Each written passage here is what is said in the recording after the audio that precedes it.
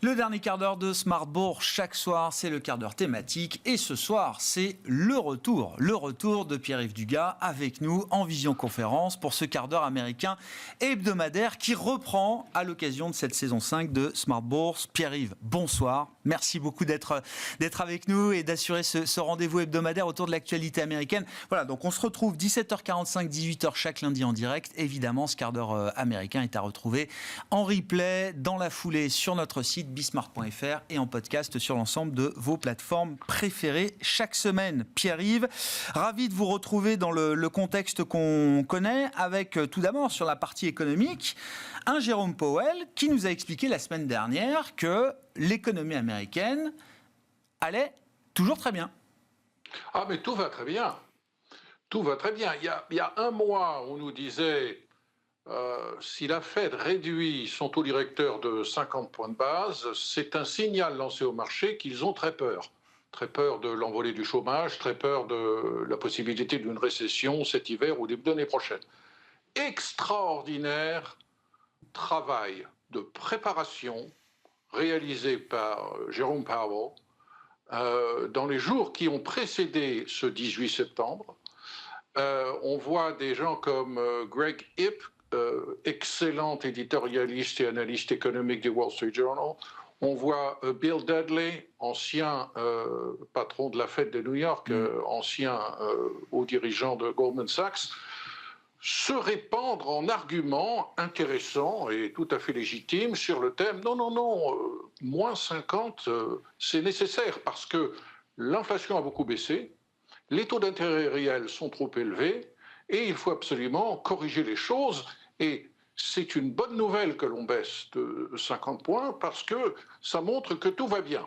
On a retourné l'argument et vous ne me direz pas, vous ne pourrez pas me convaincre que le téléphone n'a pas beaucoup chauffé entre Jérôme Powell, Greg Ip, Bill Dudley et quelques autres qui ont légitimé à l'avance cette décision de 50 points de base qui est passée comme une lettre à la poste, à part quelques heures un petit peu de stupeur juste après la publication de l'information. Mais Grégoire, souvenez-vous du 18 septembre, l'autre 18 septembre. Vous étiez là, vous couvriez déjà les marchés financiers. Ouais. La Réserve fédérale, un 18 septembre, je vais vous préciser l'année après, je ménage mes effets, a baissé le taux des Fed Funds de 50 points de base. Ouais. Et puis ensuite est intervenu 2 baisses de 25 points de base au cours des mois qui ont suivi, septembre et jusqu'à Noël. Ce qui est d'ailleurs le scénario qu'on nous propose aujourd'hui implicitement dans les dot plots. Ensuite, ça a commencé à mal tourner. Une baisse de 75 points de base, puis une baisse de 50, puis encore une baisse de 75, et puis enfin une baisse de 25, puis on a dû s'arrêter parce qu'on est tombé à zéro. C'était en décembre 2008, ce 18 septembre, c'était le 18 septembre 2007. Ouais. Que s'est-il passé le 18 septembre 2007 ? Wall Street s'est envolé, le Dow Jones a gagné 336 points, c'est l'équivalent aujourd'hui de 1000 points. Et le cours d'une valeur, ça vous fera sourire, qui était déjà identifié comme une valeur sensible, c'était Lehman Brothers. Le 18 septembre, Lehman Brothers a gagné 10%. Et on nous disait, mais non, il n'y aura pas de récession. Bon, il y a un problème de subprime, mais c'est très limité, c'est très spécifique à certaines institutions. L'économie américaine ne va pas basculer en récession. Alors évidemment, 2007, 2008 n'est pas 2024. Les circonstances ont changé. Il est facile d'être systématiquement pessimiste, mais tout de même, ce petit coup de projecteur sur le rétroviseur nous donne quand même à réfléchir. L'économie américaine, elle se porte bien. On va encore, semble-t-il, tirer 3% de croissance au troisième trimestre. Mais quelques petits détails horribles tout de même. Le déficit budgétaire américain est colossal. On est autour de 6%. Alors qu'on est en période de croissance, ce qui est une absurdité. Si vraiment le chômage remonte, et il est en train de remonter, puisque les créations nettes d'emplois aux États-Unis, au cours des 3 derniers mois, ont retrouvé leur rythme antérieur à la pandémie, sont au plus bas depuis 2020. On était à 3,7%, on est à 4,2% aujourd'hui. la tendance est quand même à la montée du chômage.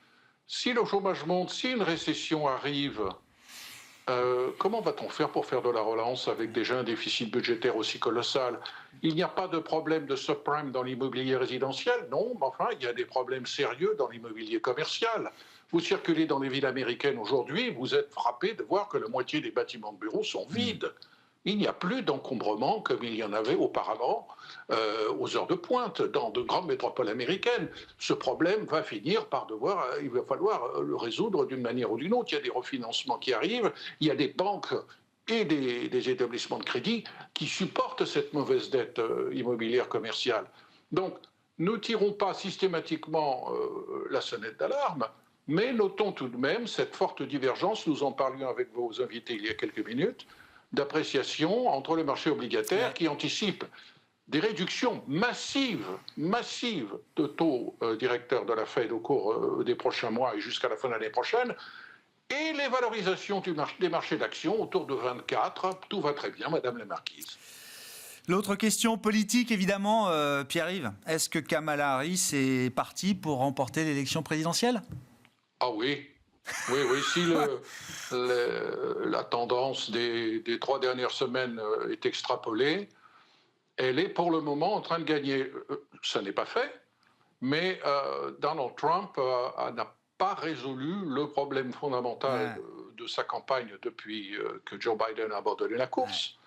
Il n'arrive pas à trouver l'angle d'attaque sur Kamala Harris. Nous avions, lors de nos conversations précédentes, il y a quelques mois, évoqué, enfin moi ce qui me paraît évident dans cette campagne, c'est que Donald Trump avait besoin de Joe Biden et Joe Biden avait besoin de Donald Trump. Pendant que Biden est parti, Trump est orphelin. Et nous avons de l'autre côté, il faut le dire quand même, calmement, mais raisonnablement, une complicité active de la presse, de l'establishment, qui systématiquement nous présente l'absence de programme de Kamala Harris comme une preuve de génie. On ne sait pas ce qu'elle va faire. Elle n'a pas de programme. Son principal argument, c'est qu'elle a des valeurs de classe moyenne. Elle veut rétablir le droit de l'avortement qui a été renommé droit de reproduction. Et elle n'est pas Donald Trump. Ça peut suffire pour Kamala Harris pour être réélue. Si dans le même temps, et c'est le cas pour le moment, Donald Trump continue d'être une caricature de lui-même et continue de parler du passé et de l'époque bénie où il était président. Il est stupéfiant de voir que Donald Trump a laissé Kamala Harris s'approprier l'argument du changement. Kamala Harris prétend incarner le changement alors qu'elle est la vice-présidente sortante. Et Donald Trump s'est laissé piéger dans cette logique où il est le candidat du statu quo. C'est assez stupéfiant. Il est urgent que les républicains se reprennent s'ils ne veulent pas non seulement perdre les présidentielles, mais souffrir des défaites assez sensibles dans les législatives. Je voyais, alors je ne sais pas si c'est un indicateur, mais enfin j'imagine quand même, tout le monde suit ça, les dépenses des budgets de campagne de Kamala Harris et de Donald Trump, là, ça s'accélère. Pour Kamala Harris, je veux dire, dans tous les swing states, l'équipe démocrate de Kamala Harris est capable de dépenser en publicité et autres beaucoup plus d'argent que Donald Trump aujourd'hui.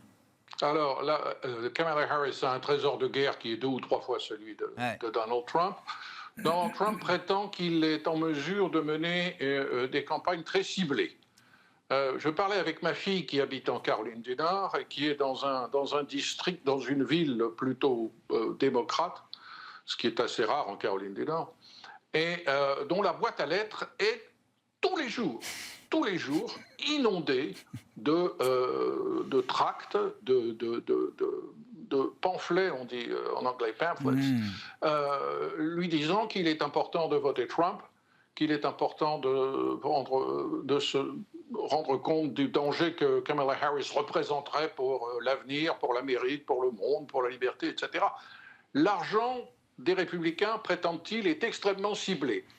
L'énormité du trésor de guerre de Kamala Harris fait qu'elle peut arroser beaucoup plus large. Et, j'y reviens, elle bénéficie d'une presse qui lui est extrêmement favorable et qui lui pardonne le fait stupéfiant qu'elle se retrouve candidate aux présidentielles américaines sans avoir connu l'épreuve des primaires qui est une épreuve importante pour une personnalité politique, et qui, en outre, refuse de donner des conférences de presse.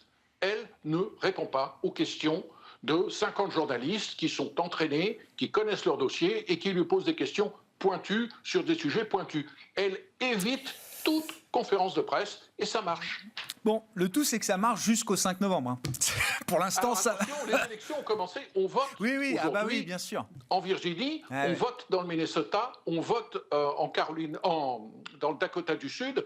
Le vote a commencé. Beaucoup d'électeurs américains sont en train de se prononcer sur les éléments d'information dont ils disposent aujourd'hui. Bon, on n'est plus juste dans la campagne, on est déjà dans le vote pour certains citoyens américains aujourd'hui. Merci beaucoup Pierre-Yves. On vous retrouve donc chaque semaine. Je redonne le rendez-vous, 17h45 en direct le lundi dans Smart Bourse sur Bismart for Change. Évidemment, ce quart d'heure américain est à retrouver en replay sur bismart.fr ou encore en podcast sur l'ensemble de vos plateformes préférées.